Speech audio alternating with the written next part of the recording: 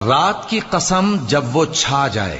اور دن کی قسم جب وہ روشن ہو جائے، اور اس ذات کی قسم جس نے نر اور مادہ پیدا کیے کہ تم لوگوں کی کوشش طرح طرح کی ہے۔ سو جس نے اللہ کے رستے میں مال دیا اور پرہیزگاری کی اور بہترین بات یعنی کلمہ توحید کو سچ جانا،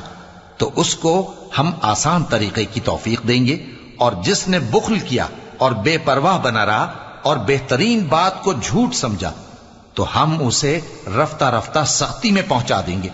اور جب وہ دوزخ کے گڑھے میں گرے گا تو اس کا مال اس کے کچھ بھی کام نہ آئے گا۔ یقیناً راہ دکھا دینا ہمارا ذمہ ہے، اور بے شک آخرت اور دنیا ہماری ہی ملکیت ہیں۔ سو میں نے تم کو بھڑکتی آگ سے خبردار کر دیا ہے، اس میں وہی داخل ہوگا جو بڑا بدبخت ہے، جس نے جھٹلایا اور منہ پھیرا، اور جو بڑا پرہیزگار ہے وہ اس سے